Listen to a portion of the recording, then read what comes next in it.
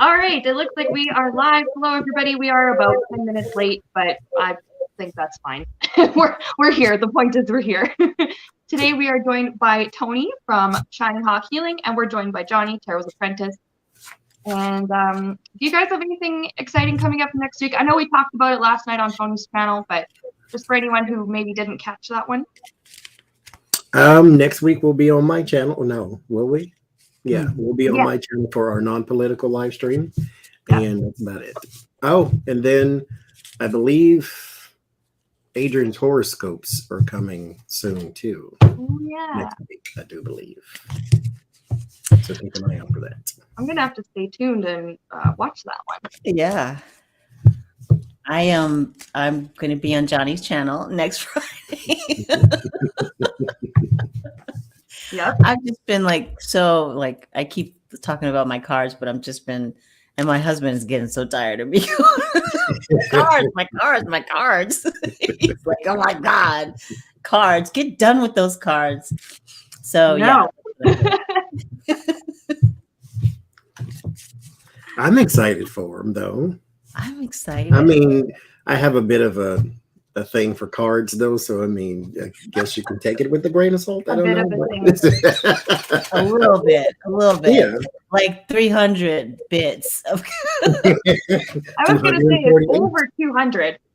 248 because Oh, it was 247 as of 4 days ago, and then somehow or another I may have found one online that I bought. Yeah. So. You may have found one online. Yeah, I found two, but one of the sales wouldn't go through. It kept saying invalid, so I took it as a sign to just leave it. And so The universe is like, not right now. not one more. You'll have too many ducks. I said, okay, I'll leave it. And I left it. Right. And now you want even more. It's called the Doodle Tarot, if for those out there who want to Google it. Oh. And it's really interesting. I always say I can't draw right, but it is literally stick figures. And so I always thought I wanted to design a tarot deck, and I was going to call it the Doodle Tarot. Now I got to come up with something else. It's called the Doodle Tarot. God damn. There are no new ideas. There's only shared. No, there aren't. There are just modifications of other ideas. Oh, you know what I should have done? Sorry, give me 1 minute. I'm going to grab my phone charger. You guys chat amongst yourselves and enjoy my artwork. I'll be right back. It's really neat, though. And it was part of a Kickstarter campaign, I do believe. But it's really neat. And it's got some that has the keywords on them for those learning tarot. And it's got some without. And I was going to get the ones without, of course, but now I can't get any of them because the sale won't go through. So I just took it as a sign to leave it alone, and I left it. Did you order them from Amazon, or did you order them from the person's website? Like this is a little small example maybe? Kind of what it looks like. Oh, that's cute. Those are pretty. Oh. Let's see a little stick. I want that. Looks like it's right up your alley. I want those. Those are so cute. They even have a coloring book, and I thought about Sienna because Sienna was making a coloring book at one point, and I'm like, I did. Okay. Somebody was listening to your live stream and stole your idea. That's what it was. Must have been. Yeah, that coloring book, I made that like 4 years ago now. I can't believe that. Mm-hmm. Wow. Did you publish it? I did. It was assisted self-publishing through the Canadian company, and I think the coloring book is still on Amazon. It's called 30 Days of Positive Thinking, and the author's name on it, Sienna Rose. So not that creative. Well, I didn't know this. Wait a minute. We should be pushing. Did you have a copy of it? I have a copy of it that's been colored in. That's okay. Let's look at it. Do you have it? Push it. I mean, if it's on sale, we should see it. Maybe we can get you some sales going. I could go get it. I feel like I just sat down though, but I couldn't get it. I mean, how many people do we have in the chat? We could probably give some people time to come in. We usually just chat for the first few minutes anyway. I'm gonna see if I can find it. Okay. Okay. Yeah. I'd love to buy it. I'd love to buy it. All I right. love coloring. Always have. It's fun and it's calming too. Yeah, it is. That's why they became so popular during the pandemic because it really helped people calm down. Did you find it? What's it? Yes, I found it. 30 days. There it is. Yay! Add to cart. Oh, look at Oh, I did that. 3 Days too. of positive thinking. I designed the cover. Nice. Oh, I Now- love it, Sienna. Oh, look how thick it is. It is. Now, I was going to like see if I could get them to make some changes and then republish it. I need to change the dedication of the book. It's dedicated to a specific person that I used to go out with that I don't go out with anymore. Is that person we were talking about? No, it's not. It's Oh. a different person. This is a good person. He's a very nice person, but I'm not going out with him anymore, and so it would probably be really weird to him that he's still like his name's still in the book. But they were really helpful to me during the time that I had made the coloring book, so that was why I dedicated it to him. We have a little practice page. Practice with your materials here. Nice. And these are all like positive affirmations. These are all hand-drawn, handwritten. Oh, I didn't- wow. That's nice. I didn't use an art tablet or anything like that for these. That is so sweet, Sienna. I love that. Let's So see, for what- those interested, you can get it from Amazon and Barnes and Noble. Wow. I forgot about Barnes and Noble. Like this one's one of my favorites. It's a whole bunch I of love I that. am affirmations. I then- love that. 30 of them. Because my thing was like, well, just color one each day and meditate on the affirmation each day. I love Have a lot of really cool ones. This is the publisher's favorite. it. I like that. Oh, it's beautiful. Thank you. Beautiful. So we're talking to a published writer here. Yeah, and this one I didn't finish coloring, but still likable. I made it like candy, sweet thing. And all the pages. One of the reasons why this is so thick is because all the pictures are one-sided because it was gonna bleed through. Oh, I see. This was probably my favorite one. I like that. That's beautiful. I love Thank it. you. I love it. So y'all go out and buy Sienna's book. Let's support Yeah. Sienna. I can do anything. I love it. Like publish a coloring book. I did. Yeah. I would love to make another one. I have like tons of drawings of angels and stuff. And this is one of my favorites too. The one at the very end. All shall be well. Oh, I like that. The little desert scene too. The sunset. I like the little All sun shall in be the well, back. and all manner of things shall be well. Yay, I love it. So that was our little tangent. That was my coloring book, 30 Days of Positive Thinking. I actually tend to forget that I have that coloring book. That's beautiful. I'm gonna go order one as soon as we're done here. That I can color. Oh my God! I know who wrote Kyle this. just I know ordered my who book. wrote Thank you, Katie. I appreciate that. That's so sweet. People in the chat are already looking it up. Somebody just ordered. Yay, Katie. Yeah, I think it should ship to the US. I don't see why it wouldn't. You can get it on Amazon. So Yeah. It's not going to take long. I think I said that's March. my lovely little sidebar. The book dedicated to one of my exes, but he's a really nice person. So I guess we'll just be fine with that. The fact that his name's in the book. Well, sometimes when people put it forward in your book or get a mention in your book, it's because of what happened at the time. That's So exactly that's still valid. It's still valid. Oh, it is. And you know what? This person, he was very, very helpful and kind to me during this time. I was struggling with something in life, and that was my inspiration for making the book. Because I needed all of those affirmations. And yeah, he was just so supportive and nice. So I dedicated the book to him. It made sense. Mhm. I have, like I was saying, I have like tons of drawings of angels. I have drawings for, well, I call it the Stoner's coloring book. My friends and I thought it was really funny to What's draw in weed that? coloring. It's like a weed coloring book. You hear that, Katie? That was I made that one a few years ago too, because my friends were like, what about a weed coloring book? Like something like actually for adults. I'm like, let's do it. 'Cause it was fun. Okay, I think we're ready to start. I'm sure everybody has had. We have 40 people in the chat watching now, so we've given everyone a chance to come in. And hello to everybody who's going to be watching this in the future on replay. You're also welcome. So weird questions. All right, we're gonna start off with aliens because why not? It's weird questions. We always got to talk about aliens. Mhm. Do they actually abduct people, or are those like what are those experiences? Because a lot of people do talk about, and Tony, I know that this is relevant to you. You actually have something to add to this. But talk about these abduction experiences. Sometimes, though, some people think, was I dreaming this? Was I hallucinating this? Or did this really happen? So my question is, do aliens actually abduct people? And if they do, why?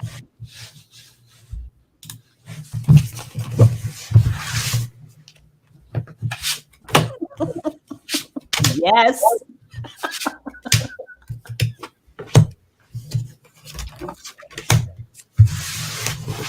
Oh, God.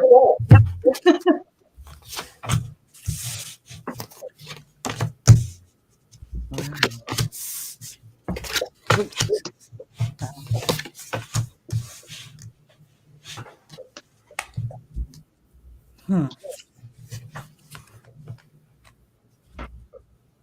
So who wants to go first? Tony, did you want to go first?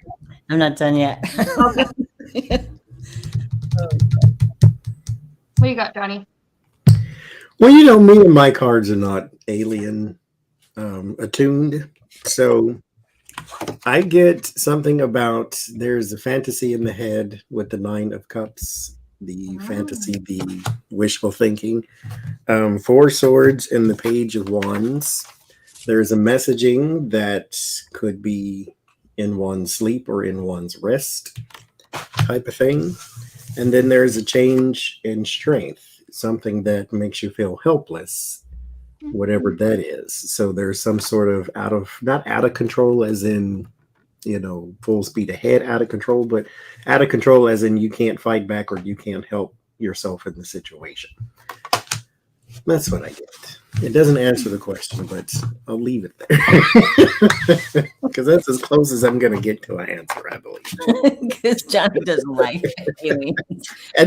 I've tried like moon landing readings. I've tried all that stuff when it comes to aliens because, you know, our community is interested in such a thing. And so they ask the question, I've asked the question. I can't get the answer though. So my guides are not alien attuned, but I do look up and wonder though. But there you go. So do I. So I get yes, this illumination on that. What crosses it is the Emperor. Now, oh, we know what that means. Why would the Emperor cross the sun?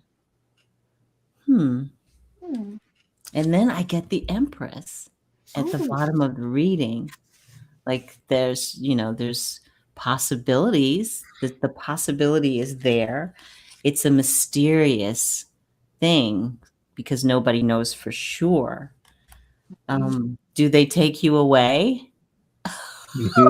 Everything that you've known? Oh my gosh. And perform lots of things on you. All those probes in the back. Do they impregnate you? I don't know. See? Some people think so, though. I don't know what this Justice card means, but the scales, they balance, they probe you. I don't know. They weigh how much They weigh you. they weigh you. I don't want to know about it. I mean, that's what we do to animals when we capture them is See, throw that's them and exactly then what I weigh was them. thinking. Weigh them, research them. Hang them up. Exactly. Well, But some people get really, really like damaged by it. It ruins their world. It destroys their whole, thinking of what the world should be. Yeah. Even if they're offered something, it's something that they don't want. And then for the outcome, I got the King of Arrows, which is the King of Swords. So I would say, I don't know. The cards say yes. I don't know. I don't know. You know, I have the Tower, and this says to me, yes, it's very upsetting to a lot of the people that it happens to because it shatters their sense of safety. And then we have the going ahead. The aliens are like, all right, let's do this. Let's do this. And then, of course, I have the Ace of Wands, and aces are often my yeses in the tarot. And the feeling I pick up, though, is that it's kind of like research purposes. Like, it's almost like, for maybe not for all the aliens that do it, but for some, it's like scientific. And it reminds me of how sometimes researchers or biologists or whatever will capture an animal, study it, weigh it, maybe do like a blood test or something on it, make sure whatever, and then release it. I get that very same vibes. They do return you back to your home. They try to get you back as safely as possible. They try to be as quick as they can. And I think this must come from, well, I suppose aliens have kind of been watching people for a long time, and they know how people respond to abductions, which is not overwhelmingly positive. So they want to try and get this done as quick as possible for the person. They want to make sure that, like, it's funny that I get the Sun card. Like, they want it to be a positive experience for the person. Their intent, now, what I'm picking up, this is for aliens that are doing this for, like, research, their own scientific purposes. The intent is not to harm the person, try to get them back home as quickly as possible, but it can really, really mess with someone's life. We got some of the same cards. Yeah, like this can wreck their sense of security, their grip on reality, but their perception of reality. This can actually, it can trigger spiritual awakening in a lot of people, and so there's like a little bit of like a symbolic death there. It's kind of like that's the end of life as I knew it. Wow. Facts and Fiction says weighing is going too far. And then, Tony, you said you had some interesting experiences regarding this kind of thing. Well, I remembered when I was reading your question, and I remember when I was maybe 4 or 5, and I was sleeping in the bedroom off the kitchen, and I just at some point remember waking up and screaming at the top of my lungs because I saw this really huge white hand coming out at me. It seemed like it was coming out of the armoire, was coming out at me, and I felt like I was awake, and I started screaming because I was awake, but they were like, "No, you're sleeping. You're having a dream." Was it a dream? That's my question. Was that a dream, or was I being put back?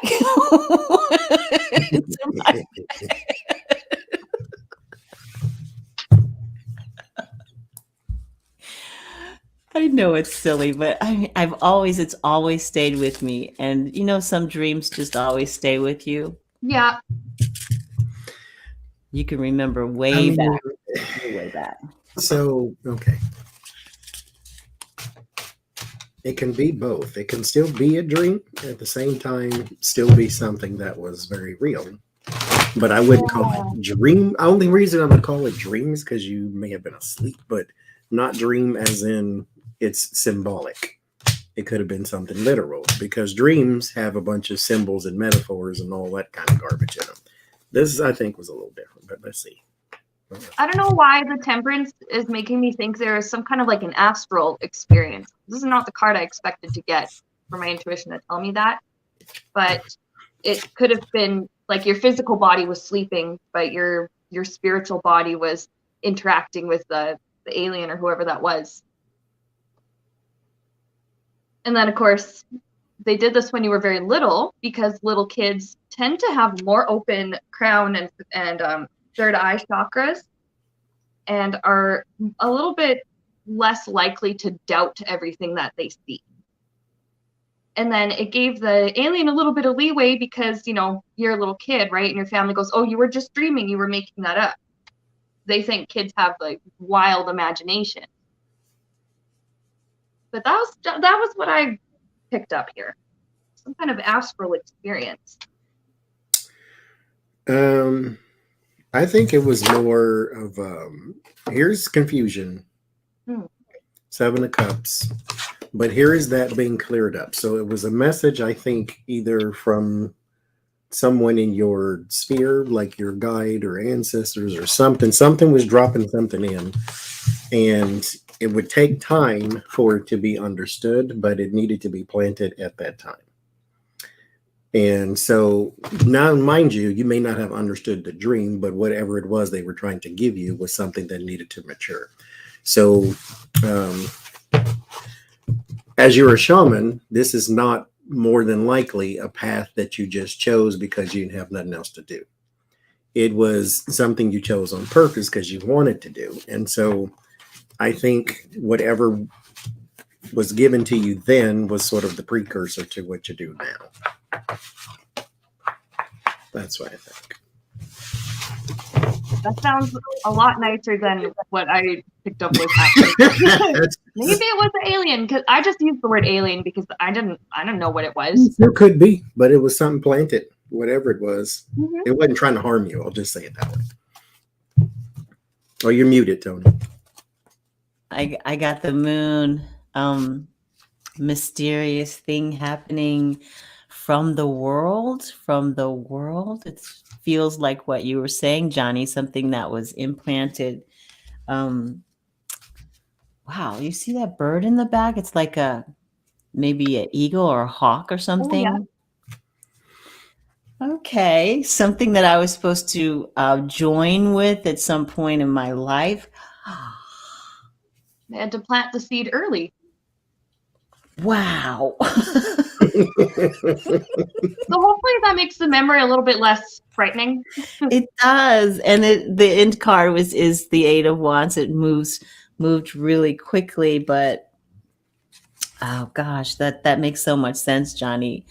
Oh, thank you. I feel so much. Are you the ones you're messaging to? Mm-hmm. Yeah, that's great. I also, there was this woman, I don't know, maybe I was 7 or 8 or something, that was standing by. I don't know if I told you this story, Johnny. It was standing next to my house, leaning against the fence. And, you know, our neighborhood had changed color years ago. And there was this old white lady leaning against the fence, and I took the garbage out and I came back and I was like, can I help you? She was like, no, I used to live here. And I said, wow, well, do you need some help? Because what are you doing here? What do you want? Because you used to live here is not a good reason to hang around here. That applies to people and ghosts. And she was like, no, I used to live up in that room right there. My room.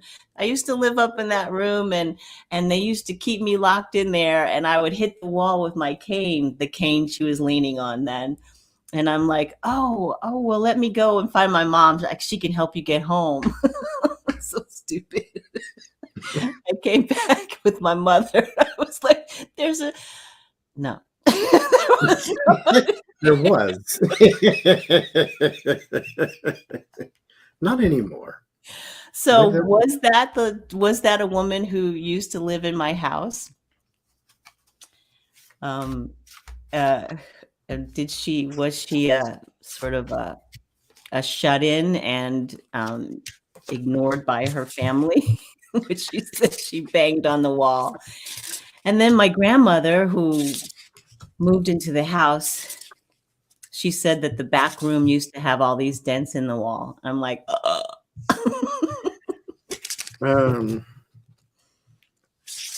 Was that your first time and only time seeing her? Mm-hmm. I Because you were think. there a lot, or at least around there a lot. I get the Chariot, Six of Pentacles, Seven of Cups. She didn't move on at the time, so she hung around. There's the Fool, Five of Swords, and Ten of Pentacles. There is a family tree to that too. There might even be evidence of like the family tree, like somewhere in the records or something, to who used to live there, something like that. Mhm. There was some sort of abusive behavior there. Mm. There was actually, I don't know if it happened in the house, there was actual yelling or something screaming coming from the top. I got the yelling and screaming card too. Mm. That was that. It was a man and a woman who blocked her a lot. It was hard crossing over. I think she did it out of sadness Mm. because she felt as though nobody was here. And that's what I get. Mm. That's what she told me. That's amazing. What did you get, Sienna? I don't know. Well, I actually got something very similar. She was struggling. There's a lot of sadness around her, and I also had the yelling and screaming card. Like, it's almost like what I was picking up was almost like somebody yelling and screaming out of frustration just to get the emotions out. That's what she used to say. I used to call and call and call and call, and nobody would come. And there was like some kind of attachment that she still had to that area. And I feel like now on the other side she's okay, because I have this Hangman card. It took her a while, but she Well, did the eventually. house got torn down. Maybe that helped, but there's something she about probably moved on in sadness. She did eventually move on. It took her a while, and there was like a lot of pain and sadness attached to that house for her. Yeah, there was a lot of pain and sadness attached to that house anyway. Yeah. And it's also like she was desperate for some kind of closure. That's what I'm picking up. Yeah. Wow. I got the Queen of Wands and I don't really know.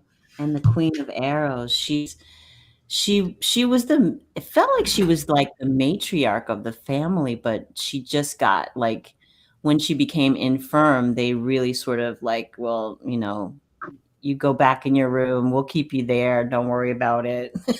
Yeah. You will slip the food under the door. Don't worry about it. I get that feeling that there's something like that, because I get that Page of Pentacles. It's almost like, you know, throw it outside the door and something type of thing. Yeah. But she was so sad, and she was like, oh my gosh, they yeah. And then she did move on. But, you know, she didn't really, she had to be patient about it. And this is the Seven of Swords. There were things that she was very, you know, sad about, things that happened. Then, you know, her death. And these two people, whoever they were, she was not really keen on them. She wanted some justice. Like you said, she wanted some closure, and she didn't get it. I don't think she got it until after she crossed over. Mm-hmm. Wow. Thanks, guys, for clearing that up for me. It's always been a question, always. I love that. Oh my gosh, I'm getting chills. We're going to change gears a little bit. Somebody in the community section on the channel, when I asked for, you know, questions for today's stream, somebody asked, how often are angels around us? We just don't see them. Are they always around? Or just how often are they there? Oh, Karen. Oh my God, Karen, you sent me a huge super chat. I'm so appreciative. I'm freaking out now. That took me a minute. Thank you so much. I'm gonna cry. I needed that help. Thank you. I'm so pleased. Everyone in this community is just so like generous and kind. I love it.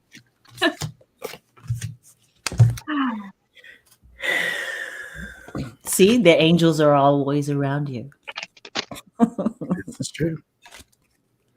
Six of Swords, 10 of Cups. Six of Swords is a card of moving from the stormy seas to the calmer waters type thing. But there are three people in the boat, and they're not all together. The two people sitting down are together. The one person is responsible for getting them to the other side. So that's your angel part. Just like they're responsible for getting you through something. As far as always around you, yes and no. They are always aware, and sometimes you don't need any help because you're all right. Sometimes you don't need help crossing the street because that truck is actually not coming, or the person driving it is actually paying attention.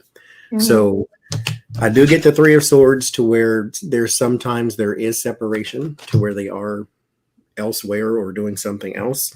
But the Moon and the Star, if something ever is to occur, then they are definitely there. So they never leave you necessarily. There's always think of this as some sort of little tether, some sort of string, or some sort of light beam from you to them. No matter how far they go, it's still connected. And so if there's ever something wiggles the wire a little bit, boom, there they are. So no, they're never leaving you. So that's what I get. Oh, Alex, thank you for the super chat, and also congrats on the new job. I see she is very excited about that in the comments. Oh, that's good. Hey, let's go. Tony, what do you have?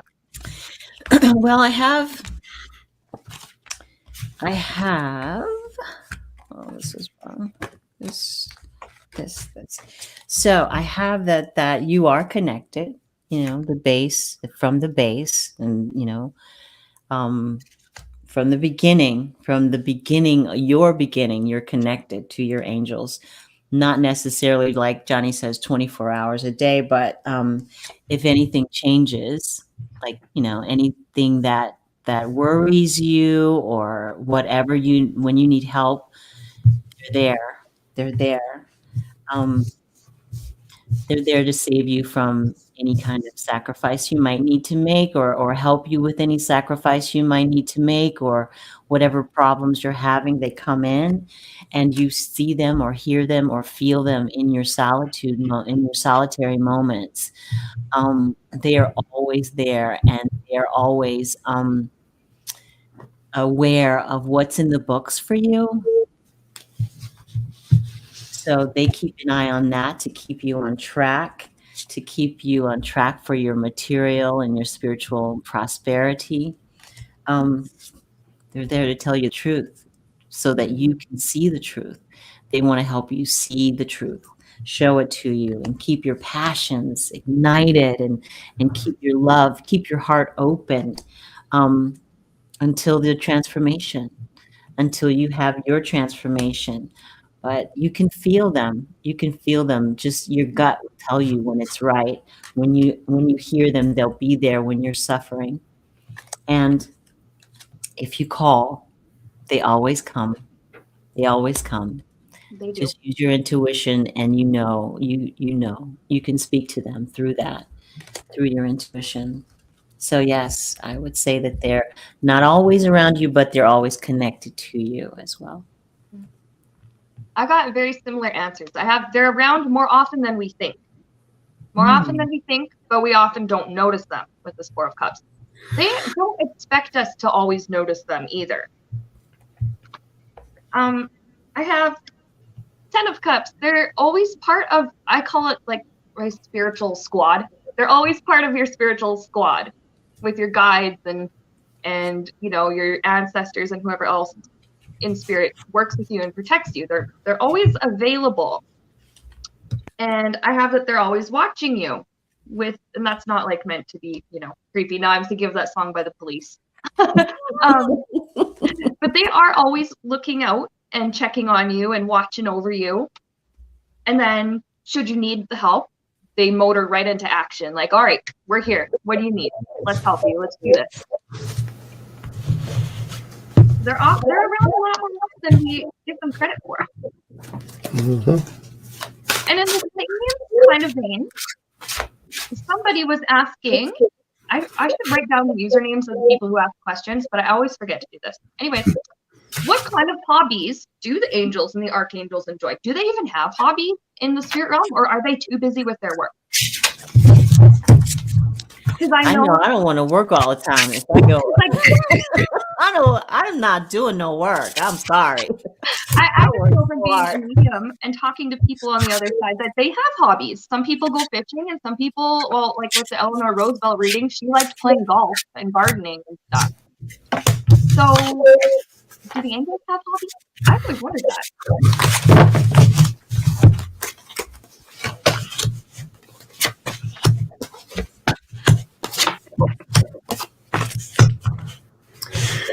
I get no. But we all say I get 10 of swords, 3 of swords. So there's no and no, but there is a lot of. I think with the hangman, there is a difference of perspective, possibly. Okay, so back in the day, because I get message talking, basically is what they do. They go in, they communicate, blah blah blah, that type of thing. So back in the day, I basically was told people are not like angels in the sense that angels are sort of programmed, almost robotish. They do a specific thing.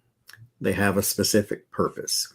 Humans are like the dog that you just let in, fill the room full of toys. They can bounce all over. They can do what they want to do within parameters.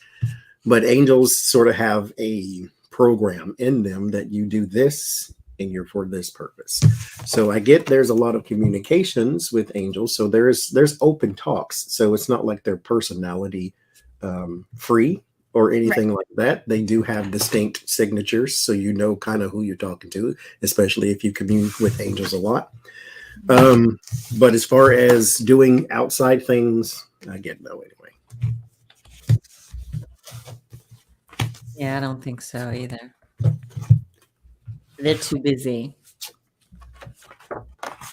I think they're too busy doing other things. They've got so much to deal with. So much to deal with. Yeah. So I don't know if I'll be applying for angel.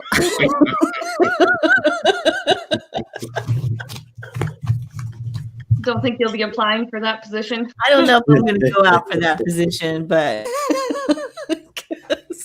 it's just always working. You always have to be aware of everything that's going on and all the movements. You gotta go through all these doors, and there's so many things, and then you've got to have control.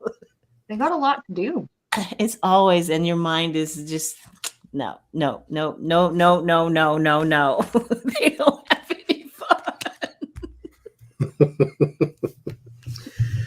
Humans are a project. And the answer I got was kind of, but it's not hobbies the way that we have them. People kind of always need to be entertained, or else we get bored, and sometimes we do really stupid things when we're bored. And that's just kind of part of the human experience, is all of this like stimulation or whatever. I do have, they take maybe a little bit of downtime sometimes, but I have that they're very busy with work. Usually they're busy with work. Sometimes they have, a little bit of time for themselves. It's not that they don't do things that bring them joy, because they do. They often visit with each other. There's a very social or like fellowship-y aspect here. That word fellowship comes in. They spend time with each other and in communication with each other, and that togetherness seems to bring them a lot of joy. But it's not necessarily like you'd see Archangel Michael teeing off somewhere, or like they want us to enjoy the things that make us happy, but they're like, to the angels, it's like, no, we're good. We're a little bit different. We have what makes us happy, and you guys have what makes you happy. So do they talk? We asked this question before last time. Do they gossip about us? Like Oh my babysitters God, at the did you park. see the thing that Sienna did the other day? It was so dumb. We're like, I tried to tell her. I tried to tell her to look out, but she had to stand on the chair and reach the cabinet. I tried. Yeah. I told you. That's My me, guys right? are probably exhausted after a day with me sometimes. So they're like parents, basically. A little bit, pretty much. Like they love us They very can much. still do things, but it's like once you go to sleep, they're oh God, I can Yeah. breathe at least for 2 seconds. And it's like once the kids go to bed, once there's free time, it's like I'm sitting on the couch. Put a little brandy in the bottle, they'll go right to sleep. Let's tell her to have one more glass of wine so I can get some rest. Oh Lord. Oh well. But you know what? That was really interesting. That's not the answer I was at all expecting. I just assumed that angels did all the same stuff that everyone else does over there. But I suppose it makes sense. Angels have a lot of work to do. And that's just what they do. They have no complaints about it. It's natural for them.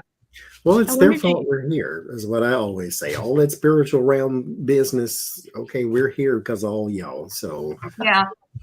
get the nappy ready because I'm about to slob and drool and you're gonna have to take care of it. So there you go. I wonder if anybody sort of drop out of the program because it's too hard. Maybe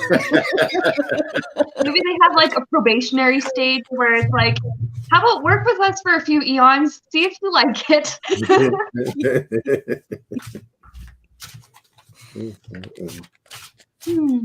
Okay, and while we're talking about spiritual stuff and heaven and things like that, here's a question.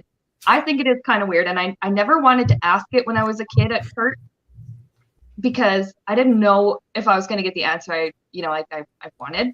How does Jesus feel about people worshiping him? You know, you go to and when I was growing up, we went to church. We had fun singing and dancing, and like somebody would be laying on the floor, and somebody would have like tears. Somebody else would be speaking in tongues, and it was all very sincere. It was them very sincerely expressing their love and worship to Jesus. But how did Jesus feel about being worshipped? I always thought maybe it was really awkward for him, but I want to know. I just And I have a guess this picture could of him go going. like this could go for like any deity. It doesn't just have to be Jesus, but he's the one I was most familiar with for most of my life. I just have a picture of him going, "Get up off the floor." Yeah, you're gonna get dirty. It's all dirty. You stuck I your love shoes this. all up. I don't know.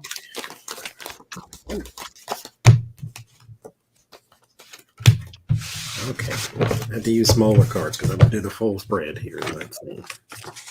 Alex in the chat says that display at church always scared me as a kid, but that's just me. You know what? It made me a little bit uncomfortable too, mostly because you're seeing adults doing these things that they normally don't do out in public. That's what always got me. It was like, wait, we're allowed to like dance and yell in church? Okay.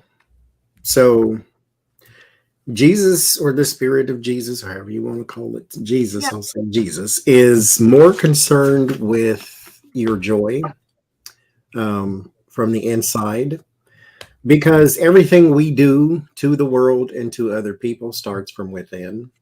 How are you in here is how you're going to be to other people on the outside.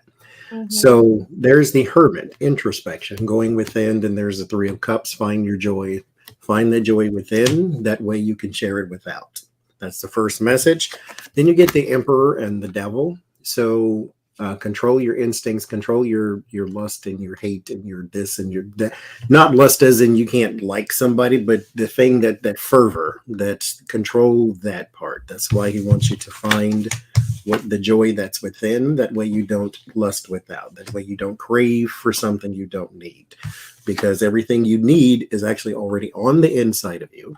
And so you don't have to go and pillage people's land. You don't have to go and steal something from someone else. You don't have to go and hate.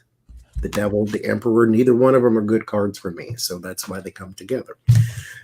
Two of Cups and the Hierophant. Have a healthy relationship with spiritual and spirituality.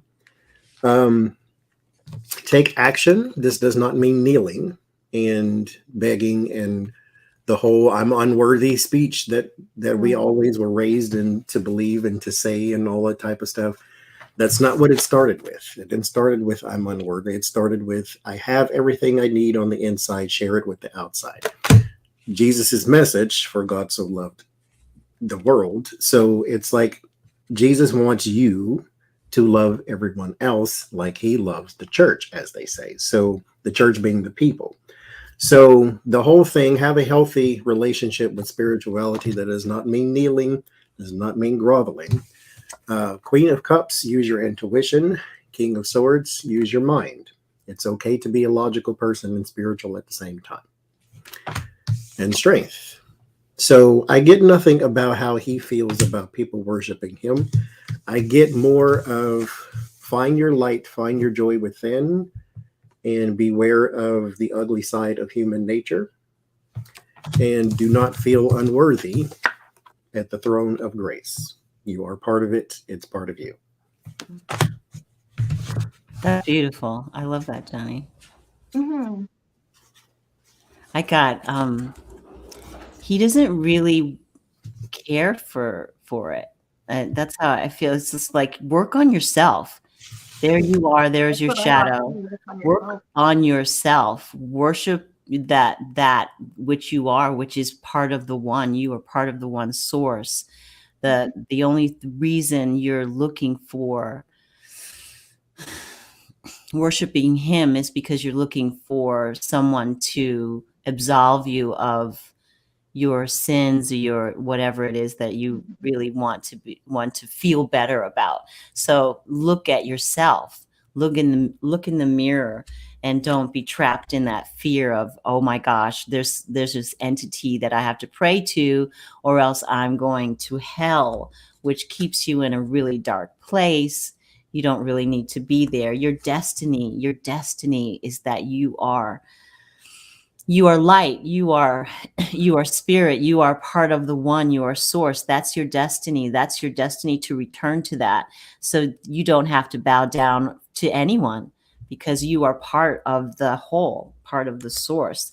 Your material and your spirituality is what is, it's who you are. This is everything that you have attracted to yourself. So he's saying, don't get caught up in the praying thing that you have to go there. I mean, the new beginnings is, step off the bridge and step off the cliff in faith that you have the power in your own soul to get where you need to go and find the wisdom for your own life.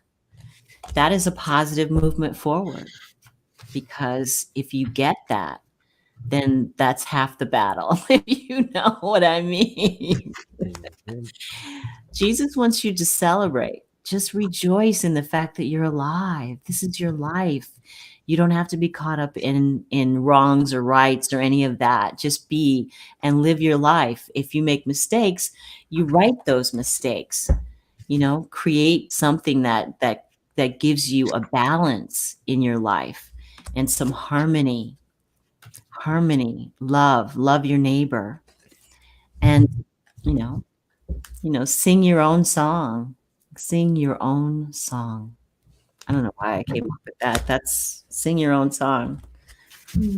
Approach it your own way. I love this question, first of all. I've always wanted to ask it, but I just was like, is that even okay to ask? But it's my stream, so it's okay to ask. Yes, I love that question. And you know what I got is I actually love both answers that you guys have. The whole like worshiping and the kneeling and the laying on the floor, whatever the people do in their individual churches, that's kind of just part of the church. It's not required of us. He does love seeing people get together and be happy and express love and gratitude. But there's like almost like a conflicted feeling because it's like, okay, he understands a lot of people's intention and their hearts are in the right place, but it's almost like, take that love that you have for me and spread it to the rest of the world, because there's this like, I am not separate from you. I am not better than you. That's something that's coming in, is I'm not separate from you and I'm not better than you. Take that love you have for me and channel it to the rest of the people in your world. He does encourage us to work on ourselves and to understand, why are we giving the worship? Is it because we have all of this love in our hearts and some people just have to express it? Or is it because you're looking for validation from somebody on the other side? Something that does really bug him, though, is when people worship him and claim to be, I'm so righteous, I'm so Christian, or I'm so whatever, and they don't mean it. And when by don't mean it, I mean like they don't actually live with that love in their heart. We all know, like, the hypocritical religious person that's saying, don't do this, don't do this, don't do this, and then they get caught doing all three of those things and more. That kind of thing really bugs Jesus. When they do things in Jesus' name, but it's not actually in Jesus' name, it's self-serving. That bugs them. It's But Paul. otherwise, John. he wants us to that same love that, like, and that joy that wells up in people when they do the praise and worship thing. He's like, channel that to everybody else and give that to yourself too. Mm-hmm. It makes sense. That whole thing about, we used to pray. We had these little, a canister full of these little cards, and they were like little thin cards. And when we ate dinner, we'd have to pass around this container of cards, and everyone pull a card, and it would, it'd have a prayer on it, and everyone would have to read their prayer. And, or if we didn't want to have time for all of that, we'd just say, Jesus wept. And that was our prayer for our food. That's the shorthand. Bible doesn't say Jesus rolled his eyes, even though there's probably times where Jesus is watching me and goes, what are you doing? I'm pretty sure he rolled them a few times.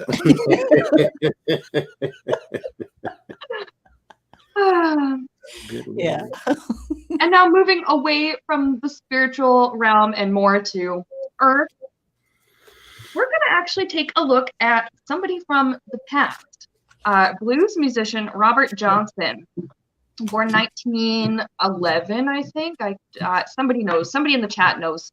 Anyways, supposedly made some kind of crossroads deal with the devil to get his musical ability, and he had lots and lots of songs, or he mentioned it a lot about making deals with the devil. Did he actually do that, or was that just kind of one of his things? Musicians kind of have like a thing. Sometimes they like to sing about something, or they have a certain message or whatever. Was that kind of just like a quirk of his? I'm a bad boy. Yeah, was it something like that, or did he actually do it? There's a whole episode of Supernatural about it.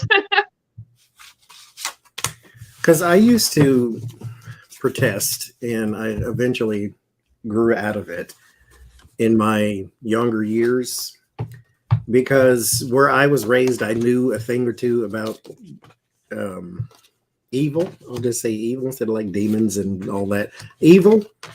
And people who like, I worship the devil and I'm a Satanist and I'm a this, like, no, you're not. It looks cute to you because you get to wear black clothes and you got black eyeliner and you got black pictures on your wall and you got black shoes and you like black stuff. And okay, I get it. But first of all, black is not a symbol of evil. First of all, like the color black, I'm not even talking about race or nothing like that. Just the color black is not a symbol of evil. And you don't really understand what it is like to stare evil in the face, because you would not seek it out if you did. But Ten of Swords, I get no. Ace of Wands flipped out and it came back again. Ace of Wands and the Fool. This is this is an action to create something new, is pretty much what it was. Six of Wands and the Strength for his talent, his skill, Six of Wands, the celebrated person, was strong. He just had a talent, but he might have been a little doodle-lally. So up here in the head, he may have just he might have just he might have just wanted to say weird and goofy things. I mean, it got attention. People still remember. Yeah. I think he was a little but he just had a talent. The Six of Wands, he had a skill and a talent that was quite strong. I think he just wanted to say that just to say that, to be quite honest. But I got something a little different.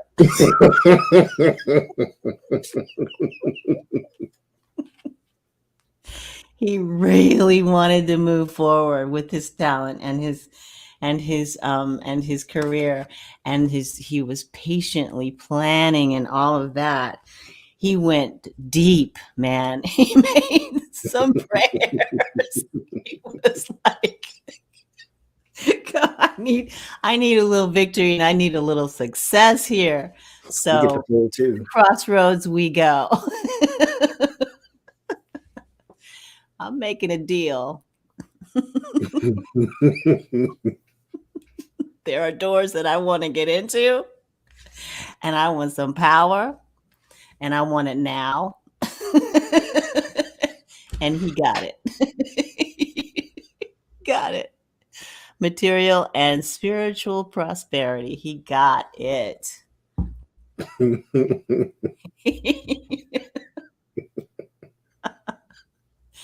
Maybe it was just a man there said he was the devil. Could have been. Good old Illuminati. I got that he didn't really think it through. It was just like, well, because what I'm picking up is like he read about it somewhere and was like, I'm going to try that. Like he just didn't really, it was kind of like an impulsive thing, I think. What I am getting though is at first he actually felt very inadequate. He didn't think he was good enough or talented enough. And he did set that intention of, I want to get really good. I want to do it easy way. But it wasn't always necessarily easy. He put that intention out there with the Page of Wands. I have that the word grueling comes in, and I'm picking up the presence of like an instructor. Like maybe he got lessons from somebody who was like extremely tough on him, something like this. And then I'm also picking up something about like the record company and how he is kind of referring to them as the devil as well. It can be. There it is. Because he thought he got what he wanted by signing with them, and maybe he didn't get exactly what he wanted, or it wasn't what he thought it was going to be. Never so is. There's a little bit of like figurative devil in there, but I think he did have the intent of like, because I have the High Priestess here, like he was looking for some kind of like spiritual way to boost his abilities with minimal effort, but he still had to put in a lot of effort. And over time, he did get a lot. Well, he was probably always talented, but in his own mind, he probably felt that he did become more talented. He attributed it maybe to the deal with the devil, but it could have just been the natural result of lots and lots of practice and hours of performing. He probably thought his teacher was the devil. That's kind of what I feel like, though. It was sort of like a devil. The teacher's like, Kate, well, you want to get good really fast. This is how much work you're going to have to put in. This is how many hours you're going to have to put in. Your fingers are going to bleed. Like I'm picking up bloody fingers. Mm-hmm. Ooh. There's work to be a musician. The devil went down to Georgia.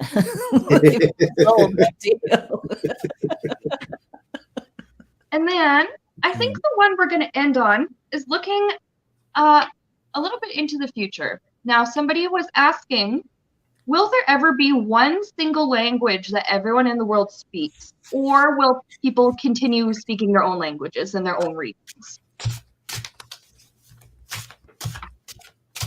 Somebody, I don't know who this would have been. It was a long time ago. Somebody tried developing a universal language and it didn't take off. I can't remember what the language is called, though. English. It's not Esperanto. It's something, though. And see, English is made up of a bunch of different languages, which is why it's so hard for people to learn.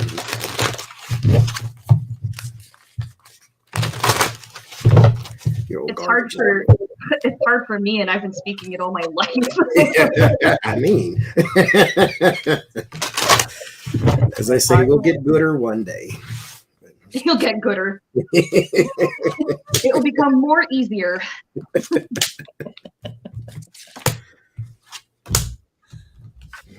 Actual good English. I said that once in school, and my teacher probably had an aneurysm. The look he gave me was like, I was being funny though, saying, well, at least I speak actual good English. That teacher already thought I was kind of stupid, and so I decided I was going to mess with him. And now he knew. Oh, no, he told me so too. He told me not to open my mouth because it would prove to everybody that I was stupid. Oh Lord, he was. And that's so I somebody who decided I was should have going to been in mess the with him. classroom. Yeah, I decided to mess with him, and I thought it was hilarious. He should go and work with plants. That's what he should do, because you Yeah. should not be teaching people nothing. Actually, I was like 14 or 13 at that time. Teenagers ask stupid questions all the time. I Lord. still ask stupid questions, hence our stream. I say there is no such thing as, because that's why I was never a teacher. There's no such thing as stupid questions. If I walk into a room and don't know how to turn the light on, and I feel it's a stupid question to ask a person how to turn the light on, am I just going to stand there in the dark, or am I just going to ask the question? People ask questions because they generally don't know something. And Yeah. that's what a teacher is supposed to do, is to fill the need, fill that void. You want the answer, I got it, I'm going to tell it to you. Yeah. Even if I tell it to you 4 times. Otherwise, don't be a teacher. Mhm. Go work with plants. See, when I looked after kids and taught daycare, sometimes I would teach play school, and they asked some of the most hilarious, stupidest things. And I loved it. I encouraged the ridiculous questions. Yes. I thought it was great. And I think it shows intelligence to ask lots and lots of questions, even the dumb ones, because it shows It's that you want to wonderment. know. Yes. You're learning. You want to know. One language, no. I think at the most we can get down to 3. That's what I was And- getting to. I think we can get down to 3. To me, one of them does not feel spoken. Almost like everybody can do like sign language or something, but one of them doesn't feel spoken. Maybe it's a technology thing telepathy. or something, or Yeah, third eye communication. because I get it's restricted, so we could get down to 3 with the temperance, something that the world would know. I think they're established now with the 10 of Pentacles, so I don't think it's a new thing. I think it's established now, so we may break down eventually to like, Spanish, English, something else, or something like regionally speaking, or Like- something like that. But Yeah. yeah, I think down to 3, possibly worldwide, but we'll Maybe see. like English, Spanish, Mandarin or something. A lot of people in the world Yeah. speak Mandarin. Something like that. Mhm. I got 3 too. It's weird. 3. Mhm. Recognition. Reward. Yeah. Wow. That makes sense though. English, Spanish, Mandarin. It's going to take a while. Yeah. Or is it going to be some kind of, how Spanish, French, Italian all have similarities? Is it going to be some kind of blend of Yeah. those, Yeah. Yeah, but I don't think everybody's going to want to. Well, no. No, I don't want to. I want to speak my language. This is the Mhm. language of my Yeah. homeland. Especially all of our America people.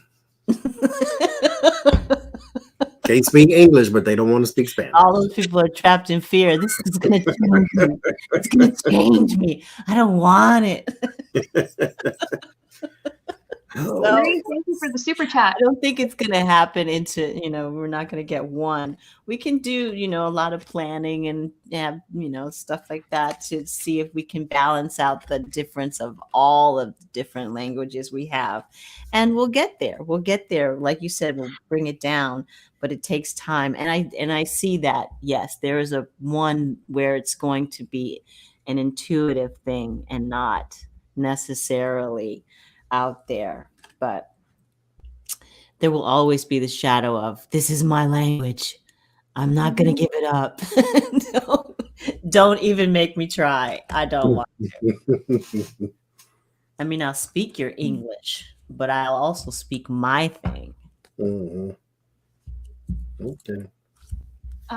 Brenda and Marie, thank you for the super chats. I really appreciate that. Now I was getting with the Hierophant, this is reminding me of like, what is the homogenization? How we're kind of all becoming one sort of like global culture, sort of. That's going to have an effect on us, and it is. We see it already having an effect on languages. There are people in other parts of the world that they speak multiple languages because either it's required or it's part of their curriculum or whatever. Like I think it's Switzerland, it's like English, French, German, and like there's other places where they speak lots of different stuff. But yeah, I picked up like at least 3 at the very, very minimal. But even then, I have that a lot of people are actually would be really upset about this. They don't want to lose their language. There are extinct languages out there that researchers are trying to understand and trying to sort of bring back. And there are people there who don't want to see that happening because they don't want to see the erasure of their culture.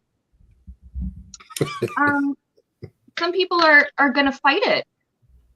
And sometimes by fighting it, it's like, well, I got the hermit. Like what Tony was saying. I'll speak your English or your whatever when I'm out and about, but at home, I'm speaking my own language. And there will always be people who will just in secret or just in their own personal circles, like, yeah, speak whatever language. Like I looked after, when I looked after kids, there's a little girl that her grandma came right from Russia, and mom had moved to Canada from Russia a long time ago. And out in public, the mom and the girl speak English and stuff, but at home with grandma, they only speak Russian.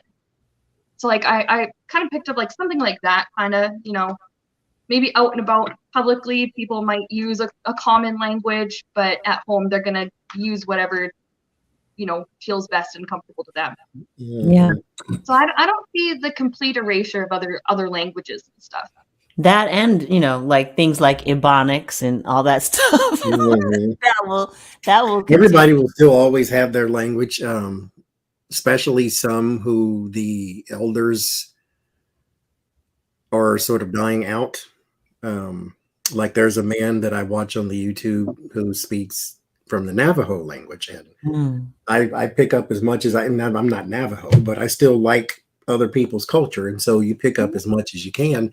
And it's well, it's not sad, but it's always, I don't know. I get concerned when there's a culture of something and they're getting smaller and smaller as a group of people. It's like, but that culture is also disappearing with them. So it'll always be there. But, I think as far as commonality goes, I think we'll all have a language in common at some point. We'll still have our little thing, but you have to talk to them, be like the Lucy, I Love Lucy sketch where you talk to this person in Spanish, they talk to that person in Italian, then they talk to that person in English. I think you'll have a commonality eventually, but yeah. Yeah. And you were talking about Navajo. Actually, Duolingo does teach Navajo. Oh, good. good. I haven't been learning it on there, but on the loading screen, sometimes it gives you little fun facts about the app, and it says it teaches endangered languages like Hawaiian and Navajo. Okay. So I didn't know Hawaiian was endangered. I think it was Hawaiian was one of the ones they listed as. I could be wrong. I know. I could see that. There's so many non-islanders moving to the island. I can see that it might, die out eventually. Which is a shame. And Brenda's saying there are other languages on there such as Welsh and Gaelic, which are rare. Yeah. Oh my God, I that love makes sense Gaelic. too, because mostly everybody speaks English over there. I love Gaelic. I just love it so much. And I used to date this guy who was way into Gaelic. I don't understand none of it, but I like it. Me either. Yeah, I don't really get it either. But my fiance is an Irish guy. I mean, not from there, obviously, but the ancestry is from there. And I don't know if any of them speak it, but they found it really interesting. It's so old and so just I don't know why I'm maybe it's past life or something, but I'm really, really connected to it for some reason. And a black girl from Chicago, come on, what are you doing? Me too. I mean, I'm from Oklahoma. What do I know about some Gaelic? But I still love it. We speak country where I'm from. I try to say the words think in a sentence and thing in a sentence, and it comes out thing and think every time because I put an A where the I should be. That's our dialect. That's how we speak. It's like, so I have to sometimes be conscious of such a thing, especially when I'm speaking to people who don't understand how country people talk. I know my husband used to say, "You guys talk so fast, I can't understand anything you're saying." Well, and I can't get over how they spell some words and it sounds completely different than how it's spelled.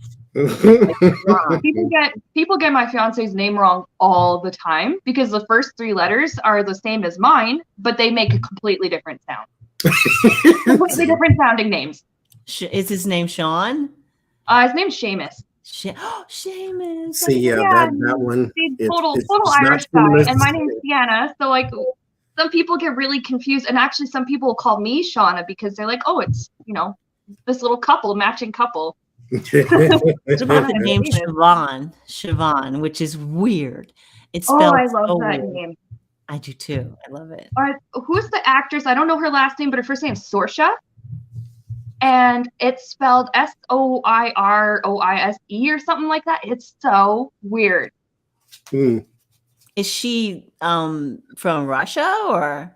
No, I think I thought she was from Ireland or something. I could be completely wrong, but I can't remember what she's from or what her last name is, but I know her first name is Saoirse, and I thought it was such a neat name. It's like Aoiefa is Aoife. It's like it got all the vowels in it except the U, and it's like Aoiefa or something like that. It's Aoife. Alex was saying that Saoirse is from Ireland, or like they got lots of interesting names like that, or like Ewan. It's Ewan. Ouen or OE or something like that. Mm-hmm. Yeah. Who is that saying? Brenda C says there were enslaved Africans who could speak Gaelic. Maybe that's why I'm connected to it. I like that language. I think Gaelic is on Duolingo as well. I should look into it. It sounds cool. It is cool. I have no idea what anybody's saying when they speak it. But maybe if I were to like understand it, maybe I'd get bits and pieces. But it's a fascinating language. It is. This guy used to read like, what are you reading? Oh, books, and then you look at it, and you're like, what is that? That's not a book. I'm like, what does it say? These letters don't even go together. It's like me reading Old Norse. I can read some of it, but don't ask me to say it. It's like, yeah, Norwegian names are kind of interesting like that too. I know my husband's Norwegian and Swedish, so my family is Norwegian, and we have cousins over in Norway, and one of them, I couldn't pronounce his name for the longest time when I was a kid because it starts with KJ, and that makes a sh sound, and that tripped me up every time. Really? Yeah, when they moved here because nobody could say it. When my great grandparents had moved to Canada, they actually had to change the last name a little bit because instead of ending with EY like mine, it ended with O with a slash through it, Y. English does not have O with a slash through it. So they're like, the closest thing is probably E. Yeah. Lord. Languages are weird and names are weird. And I like the tangent we went on. Yeah, it's fun. Oh, Saoirse Ronan. Ronan is her last name? Okay. I could never remember her last name, but thank you guys in the chat for filling me in. Saoirse Ronan. I'm gonna have to what else is she from? Somebody was saying she's from Rosolian Island, but she's from a bunch of her. Yeah. She used to be on was this the doctor on Rizzoli and Isles? Oh, I see her name is spelled Saoirse. I was totally wrong. I feel bad when I get people's names wrong like that. It's like a respect thing if you get it, try to do it right. But some names are so hard. Yeah, I would never be able to say that. No, I wouldn't have known. The only reason I know is because I heard somebody say her name and then it came up on the screen and I'm like, that's what that spells? That's why we were always encouraged in our family to give your children names where it's easy to pronounce, number one, and number two, you don't know I'm black over the phone. Well, I had a niece who named her daughter Miata. I was like, yeah, no. nope. I don't want. That's a type of vehicle, isn't it? That's a car. That's Yeah. a car. Yeah. You know what? I have heard of girls named Lexus and stuff like the car. I worked Or with Mercedes Mhm. or something.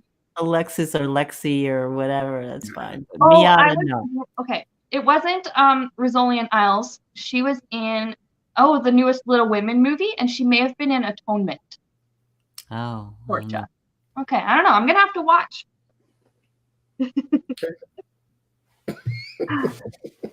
Well, you guys, that was weird question for February. I'm so thankful that you two were able to join me. Oh my God, somebody in the chat says they know a girl named Dasani. See, That is the grossest flavor of water bottle, and I know water doesn't have a flavor. But that one is salty. Dasani. That one, yeah, that one's got flavor because it's awful. Dasani. I That's don't know. just, I don't know. It seems lazy to me, but I mean, maybe it was a name before the company took it, but I don't. That's when I was a kid, definitely there, the woman named her child Vagina. See, that's Oh, that's when you get why? put in timeout and you get your kids taken away. And this is why in some countries it is illegal to name your kids certain names. Here in the U.S., I don't know where they lived, but there was two people trying to name their child For Real, F-O-R-R-E-A-L, I was thinking about that. For real, Yeah. because when she saw her ultrasound, she said, "Is this for real?" Because she didn't know she's pregnant, blah blah blah, and all that. So they wanted to name their child For Real, and the judge denied it. They Maybe could have tried to named put a it number 4 in it. Floriella. Or just come up with something Probably. to where your child's not going to be picked on, is what the judge said. So That's What about Elon Musk with his numbers? I don't know. Oh, yeah, that 10, 4, equation 9, or 8, whatever. 7, 3, 1.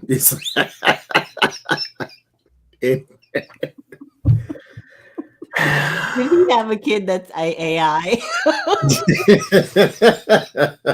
maybe had they a adopted a Zuckerberg. robot baby or something. He got a Mark Zuckerberg. That's what he had. Yeah. But you know what? That was our stream for today, and we had a great time here. Thank you so much for joining me, you two, and thank you to everybody in the chat for joining, and for the super chats and the support, and for everybody who is watching this in the future on the replay. Okay, now I can breathe. I did all that in one breath. So, anyways, you guys, keep an eye out for stuff on Johnny's channel. Keep an eye out for stuff on Tony's channel and on mine, and make sure you're subscribed to each of us, because that would be great. That helps us out a ton. And yeah, thank you so much for watching, and we're gonna see you guys next time. Okay, bye.